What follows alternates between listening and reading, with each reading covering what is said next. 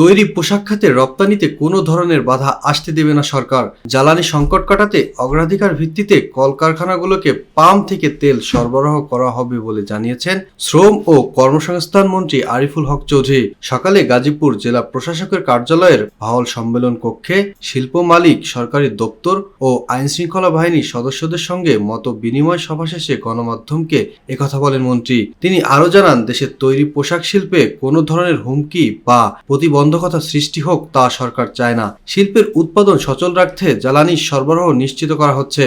সভায় আরও উপস্থিত ছিলেন গাজীপুর ৫ আসনের সংসদ সদস্য AKM ফজলুল হক মিলন, গাজীপুর ৩ আসনের সংসদ সদস্য অধ্যাপক ডক্টর রফিকুল ইসলাম বাচ্চু, গাজীপুর ১ আসনের সংসদ সদস্য মজিবুর রহমান, জেলা প্রশাসক নুরুল করিম ভূঁইয়া, পুলিশ সুপার শরীফ উদ্দিন এবং জেলা পরিষদের প্রশাসক ব্যারিস্টার ইশরাক আহমেদ সিদ্দিকী সহ বিভিন্ন দপ্তরের কর্মকর্তারা। সরকারের এমন আশ্বাসে জ্বালানি সংকটে ধাক্কা খাওয়া শিল্প খাতে দ্রুত স্বস্তি ফিরবে বলে আশা করছেন সংশ্লিষ্টরা।